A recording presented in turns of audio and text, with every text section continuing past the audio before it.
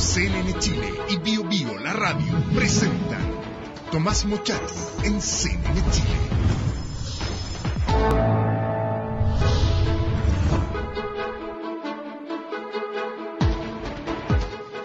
Buenas noches, ¿cómo está? Tengo en mis manos este libro, El viaje rojo, en letras rojas, un ejercicio de memoria, de Ernesto Ottone. Ahí está. Posiblemente usted vea la foto de un dirigente juvenil que fue una estrella, una estrella fulgurante en el universo del mundo comunista mundial. Porque Ernesto Ottone no solamente es doctor en ciencias políticas de la Universidad de París, fue, recordemos, asesor estratégico del famoso segundo piso Ricardo Lagos, sino vicepresidente mundial de las juventudes, se llamaba democrática, pero eran las juventudes comunistas. Digamos comunistas mejor. Ernesto Ottone está con nosotros esta noche. ¿Qué tal? Buenas noches. Buenas noches, Tomás. ¿Por qué publicar este libro? ¿Por qué contar esto? ¿Qué sentido tiene ahora contar esto? ¿Para qué? Mira, me costó mucho escribir este libro. Mucha gente me pedía que lo escribiera porque fue una experiencia bastante excepcional, la de presidir la Federación Mundial de la Juventud llamada Democrática, que era la organización, pero no solo de las juventudes comunistas, también de lo que se llamaba en aquellos tiempos, recordará, movimientos de liberación nacional y otras juventudes de izquierda que eran parte de la organización. Entonces fue una experiencia tremenda, fue una experiencia que me llevó, siendo muy joven, a tener una visión del mundo, empezar a repensar todas mis ideas y finalmente a tener un momento de ruptura, que es el pase del viaje rojo al viaje laico. Pero al principio había una cercanía con la DC. Claro. Y de la DC pasar a, digamos, al materialismo científico, al marxismo, sí, a la tesis, a la antítesis y a la síntesis. ¿Cómo fue eso? ¿Cómo fue?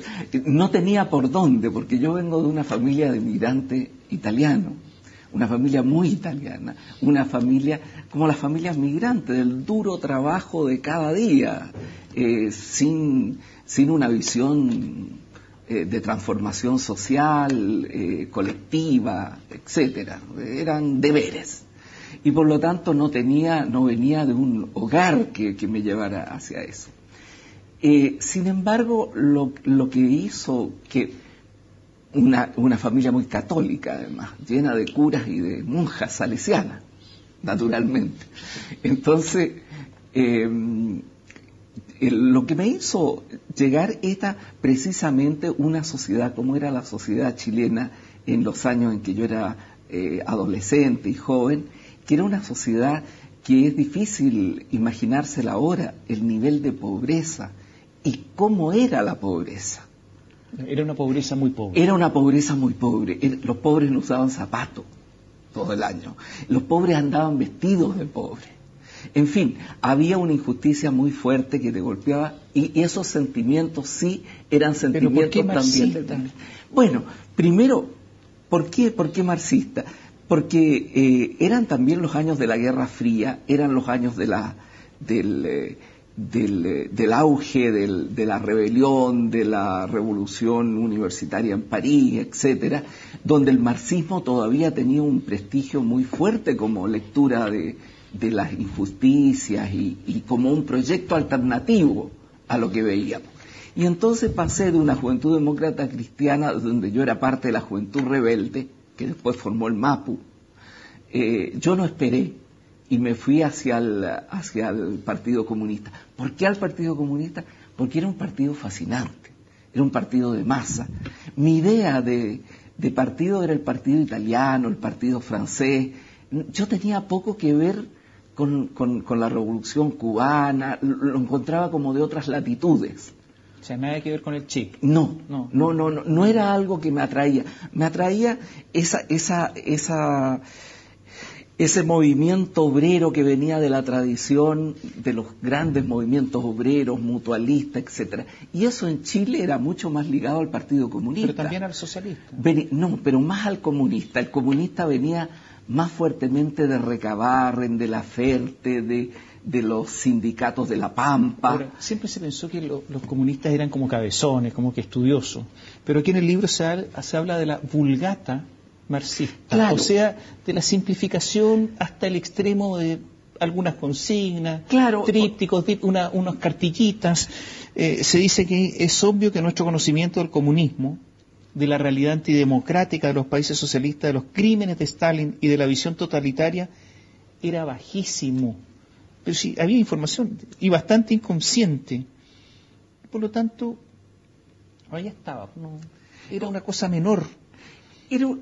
Claro, era una cosa buscadamente menor, no era una cosa inocentemente menor. Era una cosa, porque ese partido que yo te describo, era un partido bastante esquizofrénico. Era esquizofrénico, reformador en su práctica, en su larga historia, muy respetable, muy noble, pero a la vez prosoviético, a la vez acrítico de la realidad soviética. ¿Cómo es que se puede borrar la realidad? Porque dice, si me hubieran dicho entonces que los cálculos conservadores respecto a los crímenes de Stalin contabilizaban 10 millones de personas víctimas de la represión y los más realistas 20 millones, habría dicho que se trataba de una provocación. Y yo le podría agregar una provocación pequeño burguesa. Una provocación, claro, burguesa o pequeño burguesa. Pero ¿qué le pasaba? ¿Cómo? Porque era una visión religiosa. Era una visión doctrinaria, era un acto de fe. Y por la fe se puede hacer cualquier cosa.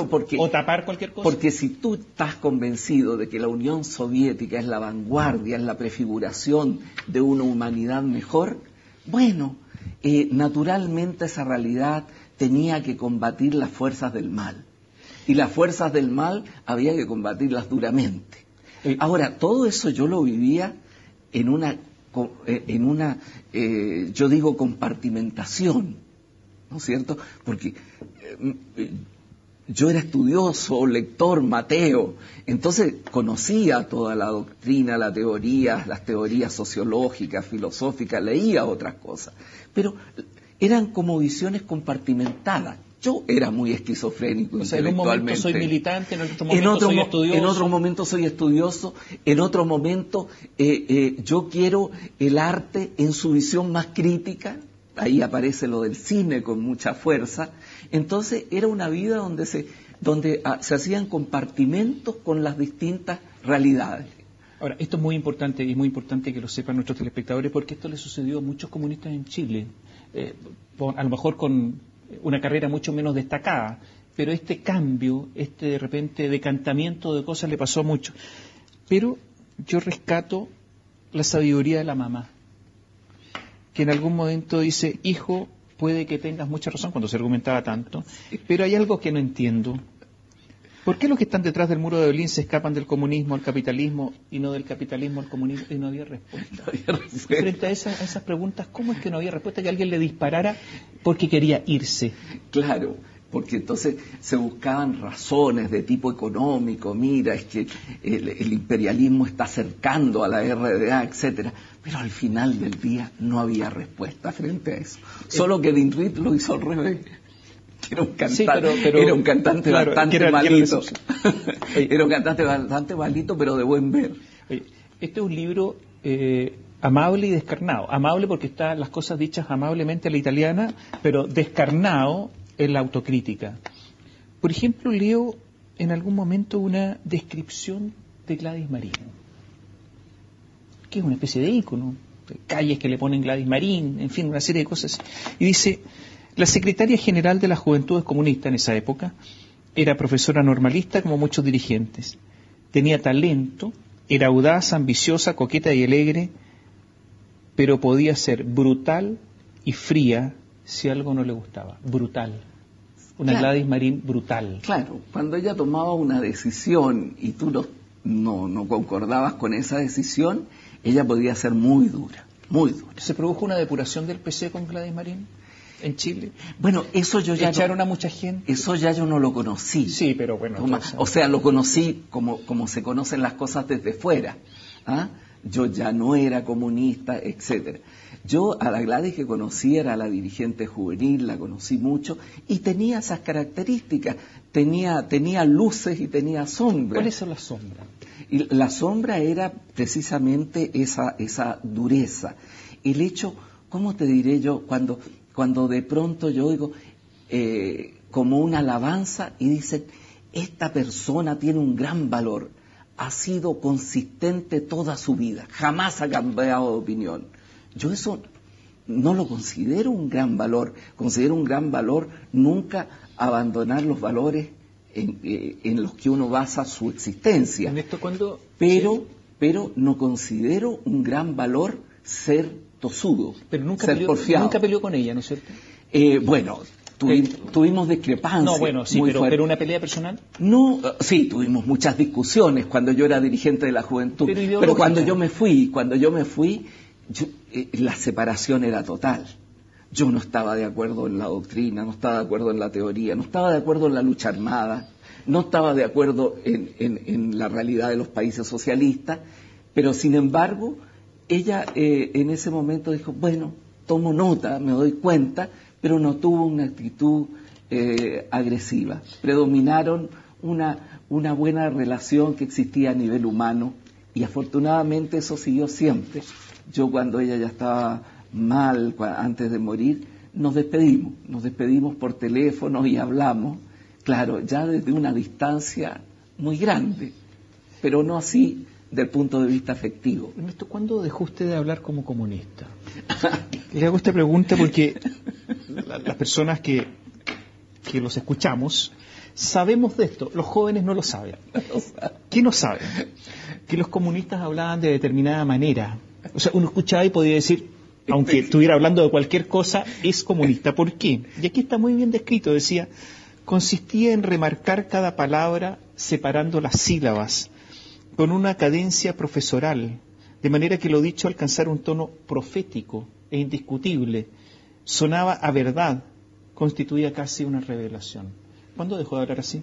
No, ¿Usted hablaba así o no? No, me costó mucho aprender. ¿Pero aprendió? Porque venía, claro, aprendí a hablar así, pero en verdad nunca me salió muy bien. Y finalmente dejé de hablar, yo creo, bastante tempranamente, todavía cuando era comunista. ¿Los actuales comunistas hablan así todavía, no? Creo que no. Pero Guillermo no habla un poco así. Bueno, él porque viene de la antigua guardia. De la antigua guardia. Habla un poco así, ¿no? Por lo menos pone la cara así, ¿ya? Pone la cara así. Pero era muy interesante, porque ahí también hay valores. El Partido Comunista era una especie también de escuela donde llegaba mucho trabajador con bajísima escolaridad y donde el partido le daba, era su escuela, era su universidad, era todo. Y naturalmente hablaban un español, te aseguro que con más palabras y mejor, dentro de este tono profético lento, donde se van diciendo las verdades, pero con todo eso había un aprendizaje estupendo del español y había una cultura, claro, que era limitada por la vulgar, pero que era también la poesía, que era también... Es decir, eran dirigentes que muchas veces cuando yo escucho a dirigentes actuales, jóvenes y menos jóvenes, con un español limitado, con una pronunciación terrible, con muletillas a todo lo largo de lo que dicen, me baja un poco de nostalgia de esos dirigentes. Sí. Pero no del tono, a lo mejor. No del tono, sino de estos contenidos de vocabulario y de una relación con la cultura, con el aprendizaje. ¿Usted se considera, Ernesto, una especie, de lo que fue su vida, una especie de burócrata internacional? Al asumir este cargo, al administrar las cosas, al tener que tener una postura ideológica, al tener también que representar una postura que a veces no correspondía a su foro interno, al codearse con dirigentes juveniles que tenían como 50 años. ¿Qué es eso? Esa es la burocracia total. El señor que no salía nunca de su condición de joven. Hacía toda su carrera de joven. De joven, hasta siempre, hasta el final. Claro. Eso era. Sí, pero yo me sentí imbuido de una misión. Es decir, la historia, la vida me puso allí y yo me sentía distinto, me sentí imbuido de una misión que era la misión de generar la solidaridad con Chile. Era una realidad muy fuerte sobre la dictadura. Entonces yo me sentía que era un privilegio estar ahí para poder realizar este trabajo mucho más, y creo que por lo menos intenté hacerlo. Es decir, fueron años de vértigo, fueron años donde no hubo descanso, no hubo nada, hubo una tremenda actividad. Ahí digo, frente al abatimiento, la acción. Entonces yo lo sentí así. Ahora, a veces la acción no permite la reflexión. Eso de estar todos los días haciendo cosas, no se piensa. Sí. ¿Hubo un poco de eso también? Pero yo soy de naturaleza reflexiva, entonces tenía la suerte de poder ir a Italia con alguna frecuencia. Mi hermana estaba en Italia, era muy amigo de los comunistas italianos que ya habían roto con gran parte de todo esto, que venían de una gran cultura, y les debo muchísimos a ellos, intelectualmente, y eso me hizo muy tempranamente leer a Gramsci, leer a Croce, leer en italiano mucha filosofía francesa y filosofía alemana. Entonces, yo tenía una actividad enorme, pero también dedicaba muchas horas y afortunadamente durante todos esos años también a la reflexión. Lo que lentamente me hizo llegar a ver que mis contradicciones eran insalvables. No, convertirse para algunos en un renegado. Claro. Como en el oeste. Sí. Un renegado. Claro. O que los acusaran de desviacionista, desviaciones de derecha. Claro. O de pequeño burgués. ¿Usted alguna vez, siendo comunista, acusó a otros de pequeño burgués? Me imagino. Porque ese era el calificativo primero a veces. Por supuesto. Mira, yo cuando estaba en la Universidad Católica, cuando era dirigente en la Católica de Valparaíso, me acuerdo de Godofredo Yomi, un hombre extraordinario, un poeta, profesor de la Escuela de Arquitectura de la Católica de Valparaíso, que una vez estábamos en una asamblea. Entonces yo no sé qué brutalidad dije, pero dije algo como que tal cosa era pequeño burguesa. Y Yomi, que tenía un vozarrón, era un hombre muy impresionante como orador, dijo: yo quiero decirte una cosa, Ernesto, me dijo. Yo conocí a Aragón, el escritor y poeta francés, y una vez le pregunté: decime, Aragón, ¿qué es un pequeño burgués? Y Aragón me dijo: el pequeño burgués es el otro, que está discutiendo contigo. Eso se me grabó en la cabeza para siempre. Oye, hubo una época en que en Chile, si alguien tenía un pensamiento un poco crítico, lo acusaban de agente de Otones. En la década de los 80. No, este es un agente enviado por Otones. O que está en el círculo de Otones. Sí. Eso fue cuando ya se produjo la ruptura. Cuando se produjo la ruptura, a mí me da mucha risa eso, porque, como cuento en el libro, yo estaba sobreviviendo a duras penas en París, haciendo mi doctorado, viviendo muy modestamente, y no tenía fuerzas que para eso. Estaba escribiendo un libro, y entonces esto de que tuviera una organización con agentes era una cuestión completamente absurda. Ahora, todo esto tiene una parte trágica, ¿no? La parte trágica es que al que se quería ir, no hacer nada, se le disparaban, el muro de Berlín. La parte trágica de que a los disidentes, por ejemplo, que le decían: oye, pero si el marxismo es algo científico, por lo tanto, si usted no entiende algo científico, que es obvio, que es objetivo, claro, usted está loco. Claro. Y lo llevaban a un psiquiátrico, sí, a ver si se mejoraba. Mejoraba significaba acatar, claro, y si no se mejoraba era porque seguía con sus propias ideas. Todo esto tiene una parte trágica gigante. Terrible. ¿Se siente culpable en parte de eso? Bueno, no. ¿O en buena parte? Me siento, mira, yo no tengo un sentimiento de culpa, porque nosotros ingresábamos tras la justicia, tras la lucha por los desposeídos, etcétera. Afortunadamente, en el Partido Comunista Chileno, en la experiencia del Partido Comunista Chileno, claro, habían durezas y rudezas, pero como nunca se estuvo en una dictadura del proletariado, nunca existieron cosas así.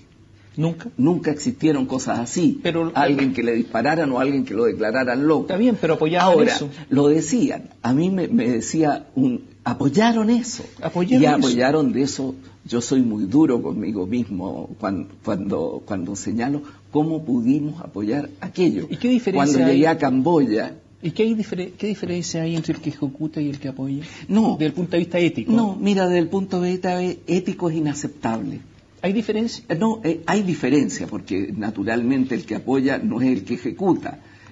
Hay una diferencia muy fuerte. Además, tú no apoyabas las ejecuciones. Tú lo que tratabas de dar una explicación histórica sobre el jacobinismo que se reprodujo en la Unión Soviética. Pero naturalmente es una cuestión insostenible. O sea, tú no puedes estar en contra de una dictadura apoyando. Me llama la atención una parte del libro que es una autocrítica a lo mejor a la Unidad Popular, muy fuerte. Dice así, lo voy a leer textual porque no quiero falsear nada.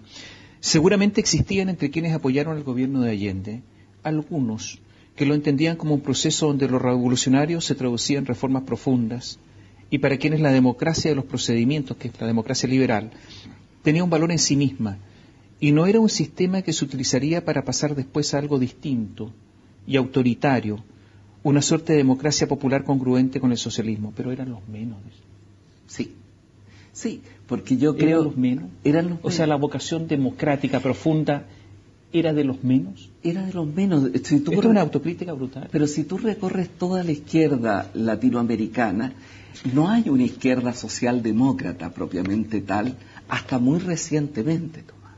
Hasta muy recientemente, hasta la experiencia de estas dictaduras terribles, de las dictaduras que hubo en toda América Latina, o en buena parte de América Latina, y en donde hay una izquierda que aprende el valor permanente de la democracia, de los derechos humanos indivisibles. ¿Y Allende era bipolar entonces, desde un punto de vista ideológico? Yo creo que Allende finalmente representa... Lo dice aquí. Representa, sí, o sea, representa... Él tenía dos tensiones, una tensión republicana, del viejo político... amigo del pueblo, luchador por las reformas sociales. Bueno, y él muere también en La Moneda defendiendo una legitimidad republicana. Eso es un gran valor de Allende. Pero de otra parte era un hombre de sus tiempos y también tenía la influencia de la Revolución Cubana, la admiración por la Revolución Cubana, por las formas armadas del poder en otras latitudes.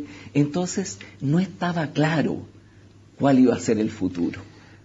Cuando tú decías la democracia es un bien táctico, naturalmente tú no tienes claro el futuro. Habían personas que pensaban que tenían claro eso, pero eran los menos. Eran pocas. Algunas deudas del Partido Comunista hoy, hago esta pregunta por lo siguiente, dos o tres casos. Uno, nunca se ha aclarado lo de las memorias apócrifas del general Carlos Prats. Se dice que existieron, y se dice que fue una operación del Partido Comunista. Eduardo Labarca pidió excusas y que habría sido una operación de Volodya Teitelbaum, que es la contradicción mayor. O sea, el que quiso ser escritor falseando las memorias, que son las escrituras más personales de alguien, ni más ni menos que el general Prats. A lo mejor esa es una deuda pendiente del Partido Comunista hoy. Lo segundo, ¿hay vocación clara del Partido Comunista? Yo me acuerdo de la carta que le enviaron cuando murió Kim Jong-il. Y yo dice, pero a ver, ¿cómo? ¿Y quién la firma? Guillermo Tellier. ¿Y quién más la firma? Bueno, Carlos Insunza. ¿Quién es Carlos Insunza? Bueno, encargado de Relaciones Internacionales, pero el presidente del Sindicato de Trabajadores de Empleados del Servicio de Impuestos Internos. Entonces, un señor en plena actividad, donde hablan de que allí se construye una próspera sociedad socialista. Carta del 2011, estamos ahora aquí al lado. Sí. ¿Hay algunas deudas todavía pendientes? Yo creo ¿La relación con Cuba? Yo creo que sí, que hay cosas que tendrán que resolver el Partido ¿Todavía Comunista. no las resuelven?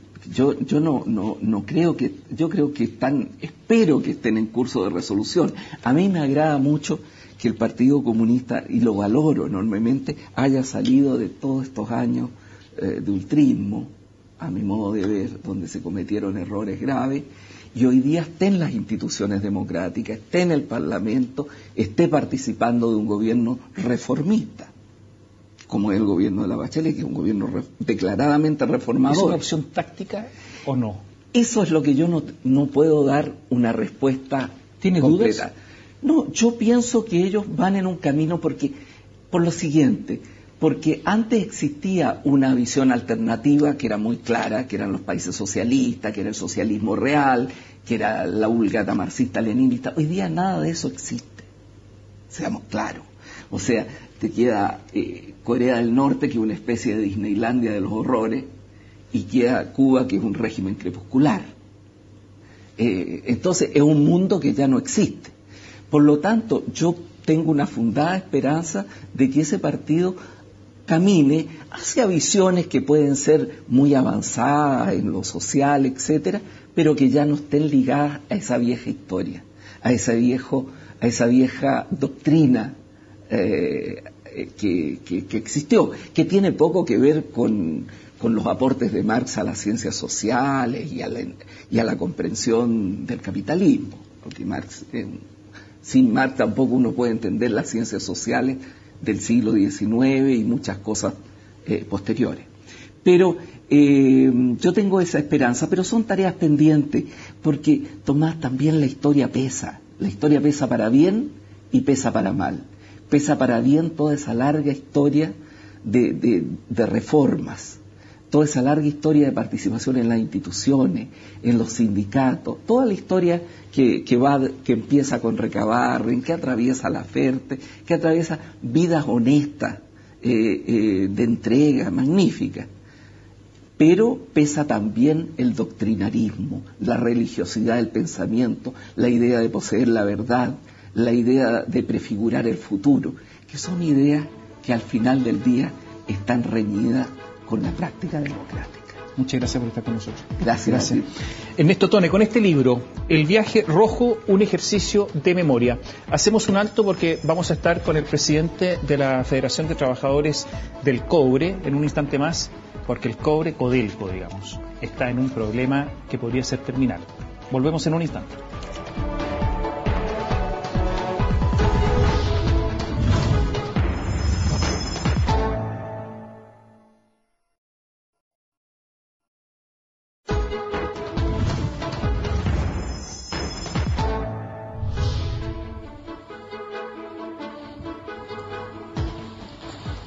Se lo habíamos prometido. Vamos a hablar de Codelco, del cobre. Dicen que alguien acuñó la frase hace un montón de años, que es la viga maestra. ¿Seguirá siendo la viga maestra de la economía chilena? ¿Hasta dónde? ¿Qué tiempo tiene Codelco antes de fenecer, si es que todo sigue igual y no hay modificaciones estructurales? Los egresos, o sea, las entradas para el país cayendo, los costos aumentando, algunas divisiones con pérdida. Chuquicamata hace 2 años, ¿sabe que perdió plata? ¿Perdió plata Chuquicamata? Y algunos dicen que los trabajadores siguen ganando harta plata, como si esto no pasara nada, como si fuera el Titanic. Sigue tocando el piano hasta que se hunda todo. Hay un nuevo ejecutivo que está dirigiendo Codelco. Recordemos que echaron a Tomás Keller. Es Nelson Pizarro, el nuevo presidente ejecutivo de la minera. Raimundo Espinosa es el presidente de la Federación de Trabajadores del Cobre. Tiene muchísimo poder. Muchas veces amenazado con paro y en la moneda empiezan a temblar. ¿Cómo está? Buenas noches. Hola, ¿qué tal? En los últimos días ha habido una polémica. Sigue esta polémica a propósito de la venta de cobre a los chinos. El negocito, dicen. Lo que pasa es que Juan Villarzú acaba de reconocer que fue un mal negocio. Dice, no, tengo que reconocerlo. Dice, y alza los hombros así como que entre 1,03 y 1,05 dólares le están vendiendo cuando el costo están perdiendo harta plata. Y el otro día Oscar Landerreche reconoció que hasta el día de hoy, se habían perdido 4.666 millones de dólares. Yo empiezo a mirar eso y empiezo a sacar la cuenta que la capitalización es de 4.000 y están ustedes saltando en una pata, y resulta que han perdido 4.666 hasta ahora. Lo malo es que el contrato es hasta el 2021. El ministro de la época, el ministro Nicolás Eizaguirre, dijo que no tuvo idea y que si es que eso se aprobó, él estaba cazando moscas. Y yo se lo digo en serio, ¿cómo se administra Codelco? En serio, o sea, más allá de estas bromas de cazando moscas, en serio. ¿Es en serio todo esto? Mira, yo quisiera ser bastante claro como dirigente sindical. Nuestro representante en el directorio en esa época votó en contra con respecto al tema del futuro. Era Birman Robles. Votó en contra, o sea, la posición nuestra fue siempre no apostar. Ya habíamos tenido la experiencia del Dávila en su oportunidad y nosotros no estuvimos de acuerdo en el tema de futuro. Y un tema que muchas veces uno le toca conversar. Yo conversaba con el presidente Ricardo Lagos y no pudimos comprar en esa oportunidad diputada Las Condes, que era la Exxon, por $50 millones que se opuso el ministro de Hacienda. Pero ¿cómo caen dos veces en la misma trampa? Uno dice, bueno, pero a ver, ¿usted ha visto a Juan Pablo Dávila alguna vez o no después? No, después no lo he visto. ¿No? Yo creo que ir a llamarlo y pedirle disculpas. Porque lo que dijeron de Juan Pablo Dávila no tiene nada que ver con lo que se ha dicho con respecto a este negocio, y lo de Juan Pablo Dávila fue, pero nada al lado de todo esto. No, Tomás, pongamos las cosas en su justa medida.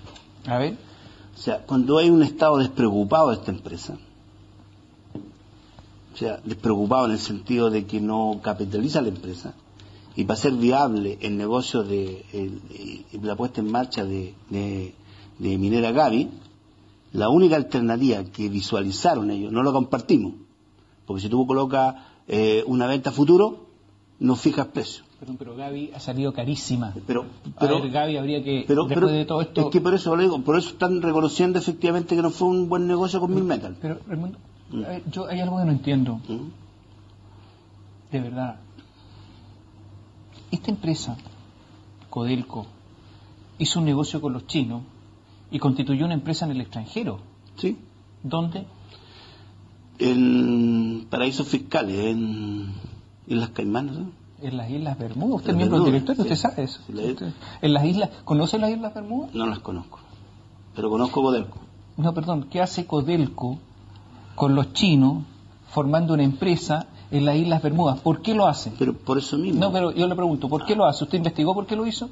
No, lo hizo por problemas con respecto al acuerdo que tenían los chinos sobre el tema. No, pero ¿por qué en las Islas Bermudas? No dispongo de esa información. ¿Ha preguntado a los otros directores? Bueno, es un tema que se está investigando y yo que se lo digo, no lo compartimos. Para no pagar impuestos. Codelco no quería pagar impuestos. Oiga, imagínense que Lawrence Goldman, que lo acusaron, no digo una tontera, estoy diciendo, lo está haciendo una empresa estatal, no es una tontera, es una empresa estatal. ¿Y sabe usted que el Servicio de Impuestos Internos le está cobrando impuestos y Codelco no los quiere pagar? No entiendo nada. Yo puedo compartir contigo eso, pero al final las lucas salen del mismo bolsillo con respecto al Estado. No comparto la política. Estoy de acuerdo contigo, no comparto la política con respecto al tema ético. Pero las platas salen del mismo bolsillo. Las personas que están... Las personas tienen que ser responsables. Sí, aquí teníamos un ministro de Hacienda en su oportunidad, teníamos que era hoy día el ministro de Educación, Izaguirre. ¿Y asumió su responsabilidad? Bueno, un tema de personal de Izaguirre que tendrá que asumir. Yo no tengo por qué responder con respecto a eso. Él tendrá que responder. ¿Hay demasiado política en todo esto? Mira, yo creo que hay que mirar la taza... Es ideológico. Pero yo creo que hay que mirar el vaso lleno. A ver, pero perdón, pero no puedo yo, de verdad, después de perder hasta el día de hoy 4.666 millones, y esto va a seguir perdiendo hasta el 2021 no sé cuánto, la verdad es que hay que mirar esa parte del vaso también. Claro, pero es que hay que ver en su justa medida. O sea, yo no estoy justificando el tema, pero en su oportunidad el precio del cobre estaba a 85 centavos la libra. Por favor, 85 centavos la libra. Pero se establecen medidas de resguardo. Exacto, yo estoy de acuerdo, pero yo estoy de acuerdo contigo en ese sentido. Si yo no voy a tratar de justificar, estoy de acuerdo contigo. O sea, no se podía hacer una fijación de precio tan largo. ¿Todo el directorio andaba cazando mosca? No lo sé, yo no estaba en esa oportunidad del directorio. ¿No discuten los trabajadores entre ustedes todo esto? Exactamente que lo discutimos y por eso las declaraciones de la época nuestra fueron en contra de esa forma. Hay un nuevo presidente ejecutivo, el mandamás, con él se tienen que entender, porque con el anterior no se entendieron mucho, con Tomás Keller se entendieron poquitito. ¿Qué dice él? hay una entrevista que dio el Mercurio y dice, a usted en los 90 no le tembló la mano si tenía que recortar personal y le decían mano de tijera. Tenía una tijerita. Y entonces, claro, uno dice, bueno, pero del 90 ahora ha pasado un montón de tiempo. Pero resulta que él dice, ¿por qué tendría que ser distinto hoy? ¿Porque soy más viejo? No, no, no. Y dice que es el mismo, que tiene la misma manito de tijera. ¿A qué se refiere Nelson Pizarro? Sí, pues, se lo dice. El nuevo presidente ejecutivo, Nelson Pizarro. Entonces, él viene a recortar ¿qué? Puestos de trabajo, despedir trabajadores, porque parece que eso es, a eso se refiere. Hay dotación en exceso. Mira, sobre el tema, yo creo que Codelco, nadie puede desconocer que la mejor decisión política y económica que ha hecho este país fue nacionalizar la empresa. 120 mil millones de dólares desde cuando fue nacional hasta ahora. Creo que una empresa que hoy día necesita refundarse, o sea, hacer prácticamente divisiones de nuevo. O si no, la producción de Codelco se viene abajo. ¿Qué es lo que ocurre con Nelson Pizarro? O sea, en su época fue gerente de División Andina y posteriormente estuvo en Codelco Norte. Creemos que una persona, nadie puede desconocer la capacidad que tiene. Sí, pero, a ver, él, Nelson Pizarro, es una persona que estuvo en Codelco, que en su época yo me fui a revisar los archivos. Ustedes lo criticaron de una manera tremenda, brutal.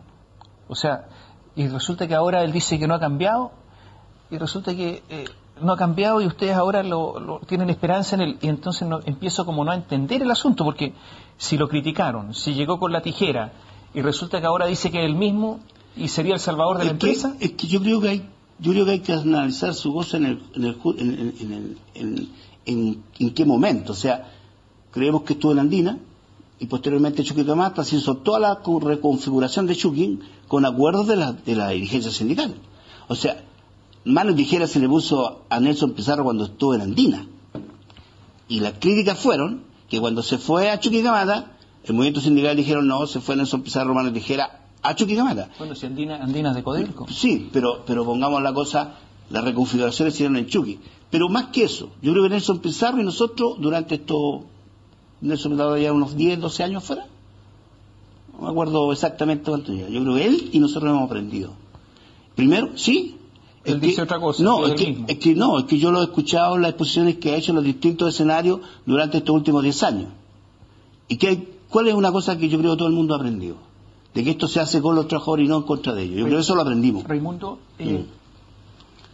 si no se hiciera nada con Codelco, no se reinvierte, o si se reinvierte mal, porque está la posibilidad de que llegue la plata y se hacen mal las cosas, no sería la primera vez. ¿Cuánto plazo tiene Codelco para que el asunto tenga un punto de no retorno? Mira, yo quiero ser muy claro, y quiero ser claro no solamente en el sentido con el país, o sea, cuál es el compromiso que hoy día tienen los trabajadores y particularmente los dirigentes sindicales del cobre, los ejecutivos de esta empresa, también el gobierno. O sea, hoy día yo creo que tenemos una oportunidad que no la habíamos tenido anteriormente con respecto a un Estado que se preocupe de esta empresa. Normalmente se había usado como una vaca lechera. Aquí el 100% de la utilidad de esta empresa al Estado. Y el retorno, hemos invertido el 8%, los privados invierten 53% de su empresa. Por lo tanto, hoy día la oportunidad que tenemos hoy día de demostrar con respecto a esto es inmensa. Yo hice otra pregunta. La pregunta es, si no se hace nada, o si con la plata, los 4.000 millones de dólares que da el gobierno para reinvertir, se invierte mal, porque puede ocurrir. ¿Sí? Insisto, no sería la primera vez. ¿Qué plazo tiene Codelco para llegar a un punto de no retorno? No, yo creo que nosotros hoy día, como te dije, que los proyectos estructurales tienen que hacer prácticamente Codelco para los próximos 25 años. Si no se hace nada. Si no se hace nada, de aquí al 2018, estaríamos bajando la producción a 800.000 toneladas. ¿Y ahí Codelco...? No, porque figura de una empresa que está produciendo 1.700.000 toneladas y que baja a la mitad de la producción. Los recursos que van a entregar, los costos se lo comen, y también los excedentes que quedan son prácticamente... o sea, ¿es ahora o nunca? Y no pueden equivocarse. Es que es el desafío. No pueden equivocarse. No podemos equivocarnos. Leo lo siguiente. A ver, Chuquicamata está en un estado muy complicado. Los beneficios de los trabajadores de Chuquicamata son superiores a los de otras divisiones, y Chuquicamata no está rentando.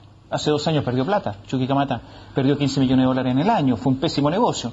Entonces, ¿y qué dice Pizarro?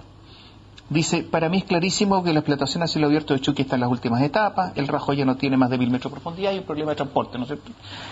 Y dice que los trabajadores, o los perfiles de los trabajadores de minas subterráneas, porque esa es la alternativa de Chuqui, son distintos de los trabajadores de la operación a cielo abierto.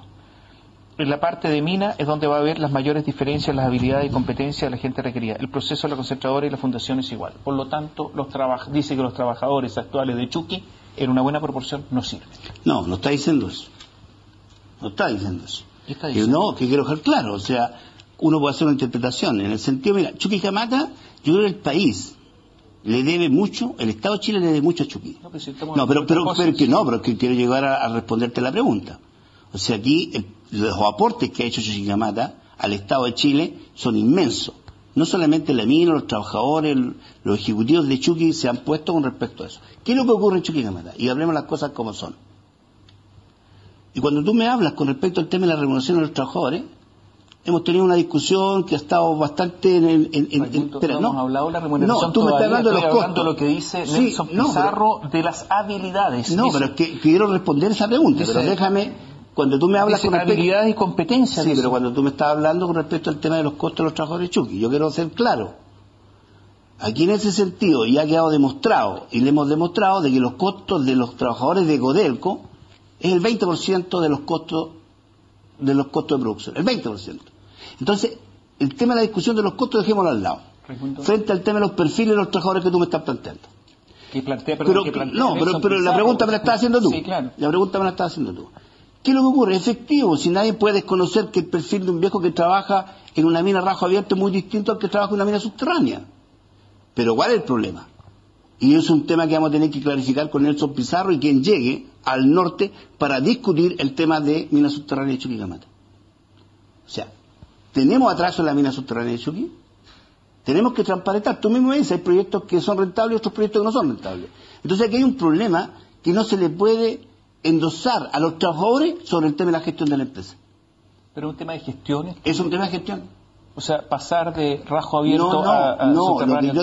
Lo que yo te estoy diciendo es que cuando ellos plantean de que un trabajador del perfil, ¿qué hacemos con los trabajadores? Y vamos a tener que sacar a los trabajadores para afuera, prácticamente sacarlos a parar para afuera, es un tema que no estamos... Pero él no ha dicho sacarlos pero hay muchos que piensan eso. Ya, pero él no dice eso, estamos justos. Pero hay muchos que piensan eso. Entonces, el tema está en que cómo se gestiona el tema de la división Chuquicamata, cómo se coloca la mina subterránea en relación a la mina rajo abierto, que sabemos nosotros, o sea, nosotros no estamos diciendo que no se haga el proyecto, al contrario, pero también tiene que haber una transparentar cuánto se demora el proyecto mina subterránea para que coincida con el rajo. Y ahí tenemos dificultades. Y es un tema que tenemos que discutirlo con el nuevo presidente ejecutivo y con el vicepresidente. Lleno de cajas negras, Codelco, hay que discutirlo, no sabemos, hay muchos no sabemos. No, es que tú tienes que ver... No sabemos porque no se sabe, a eso me refiero. No, es que aquí hay definiciones. Suponte, nosotros tenemos la fase 51-52. Si nosotros tenemos 2 años de atraso o 3 años de atraso en la mina subterránea, no podemos mantener las concentradoras a su capacidad máxima. Y en ese sentido hay que tomar... como te dijera yo, planes de mitigación. Y tenemos la fase 51, la fase 52 y Quetena. Y de esa forma podemos operar hasta cuando el rajo entre en su producción. Raimundo, volvamos a la remuneración de los trabajadores. Ya que lo tocó. No, es verdad que el 20% representa, pero no es cierto que sea el 20% en Chuqui. En Chuqui es el 35%. Entonces resulta que Chuqui es una división donde los trabajadores tienen mayores derechos, tienen más costos y donde está muy complicada económicamente. Entonces no es el promedio, porque hay que ver la división, hay que ver Chuqui en su propia realidad. ¿Sabes cuánto está entregando Chuqui de utilidades? Más de $500 millones. Más de $500 millones. Ha perdido plata algunos años. Pero ha perdido plata por un tema contable, en el sentido, si yo modifico... la contabilidad... pero es que tenemos que ser claros, pues si yo te modifico y te cambio la regla del juego, que te coloco los costos con respecto al tema de lo mismo que tú estás planteando. Si yo te coloco los costos que significaba el negocio de los futuros de Codelco, y te los coloco a la división Chuquicamata, indiscutiblemente que va a afectar mucho más a la división Chuqui. Los bonos de Codelco como principio, los bonos que se pagan, ¿tienen que estar en relación a las utilidades? O sea, un año, por ejemplo, en que una división pierda plata, ¿puede pagar bonos? Mira, yo te quiero decir... Y me refiero a ejecutivos desde capitán a paje. No voy a eludir la respuesta, por el contrario, que lo que hemos ido planteando nosotros como movimiento sindical se ha ido comprobando con respecto a eso. Si tú te tomas los bonos que se entregaban con respecto a negociación colectiva hace 10 años atrás y tú los llevas a los presentes, son los mismos bonos. Solamente han sido afectados con respecto al tema del precio del cobre. Pero si tú los llevas a valor presente, 10 negociaciones colectivas o 5 negociaciones colectivas atrás son los mismos. ¿Quién ha colocado los bonos con respecto a esto? El mercado. Ahora, hace 10 años atrás la energía era mucho más barata, las leyes del mineral eran mucho mejores, etcétera, etcétera. Sí, pero la utilidad que han ganado durante estos últimos 10 años las empresas han sido espectaculares. O sea, ¿de qué estamos hablando? Pero la pregunta es otra. ¿Cuál? La pregunta es, si una división tiene pérdida, ¿los trabajadores tienen derecho a bono a su juicio? Todos los trabajadores, desde capitán a paje. No. Yo creo que tú tienes que mirarla cuando tú planteas las divisiones tienen pérdida. No, si una división, estoy haciendo una pregunta potencial, en un potencial, si una puede tener pérdida, ¿los trabajadores tienen derecho a bono? Mira, te voy a contestar conceptualmente. Te voy a contestar no una cosa conceptual, te voy a contar una cosa concreta. Cuando el precio del cobre estuvo a 85, a 65, 67 centavos la libra, los trabajadores los congelamos los sueldos en una negociación colectiva. Y partió Chuquicamata. Así que los trabajadores lo hemos puesto. O sea que hay un problema que cuando tú planteas el costo de los trabajadores y tú miras una empresa privada, la forma de colocar los costos es distinta a la nuestra. Distinta. ¿Por qué? Porque hay costos que a nosotros los colocan como costo laboral, como Codelco, y a las empresas privadas se lo colocan como costos operacionales. Suponte traslado, alimentación, equipos de seguridad. Entonces lo que hay que es transparentar de una vez por todas, porque se está una imagen hacia el país distinta. O sea, ¿qué culpa tenemos nosotros, como trabajadores del cobre, que en este país los procesos de negociación colectiva no sean parejos para todos? O sea, tenemos la culpa nosotros de que aquí hay un mercado que de una u otra forma ha tratado de mantener a trabajadores prácticamente con sueldos bastante... ¿Hay un tema cultural que hay que cambiar? Yo creo que sí. Me explico. Yo creo que sí. Nos llamó la atención los famosos asuntos de los relojes Longines. Sí, sabía que me iba a preguntar. Sí, que yo diría en términos económicos insignificante para la empresa, pero en términos de una señal de la cultura que estén licitando Longines para regalar, y a mí me dicen, es que viene de los tiempos de los norteamericanos.